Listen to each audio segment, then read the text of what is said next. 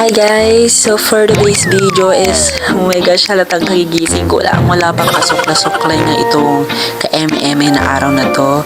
So it's August 7, 2026 at dahil nga birthday ngayon ni Kuya at pupunta tayo ngayon sa Ilocos Norte.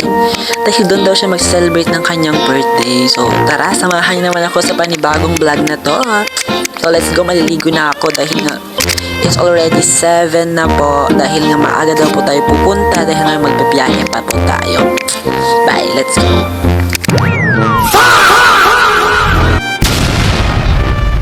And so, ayun na nga mga day, mag-voice over na lang po tayo dito sa part na to dahil nakalimutan ko talaga mag-video. At kung mapapansin nyo nga dyan sa part na yan mga day, syempre sobrang dilim pero pabago-bago talaga yung panahon dito sa amin. O diba, kitang-kita naman sa video, pabago-bago talaga kanina, sobrang dilim ngayon, sobrang init na. Na para bang hindi mo na maiintindahan ang panahon ngayon, no? May pabago-bago talaga siya, Diyos ko. Katulad mo mga day, may pabago-bago ka ding jowa. Eme!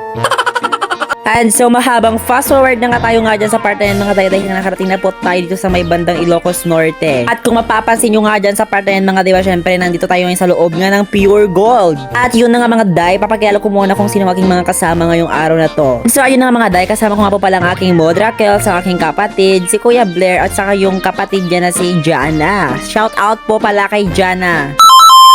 Oh, so alam niyo ba mga day na sobrang happy talaga ang aming Modrakels ngayong araw na to mga day. Paano ba naman kasi ililibre daw ni Kuya ng grocery? Na para bang si Kuya yung may birthday tapos si Mama yung nalibre. O diba, di ka pa'y ate? Agisim-isim man ni Modrakels na nga part na mga day. Paano ba naman kasi pilit-pilit ta disto-disto alati-ala.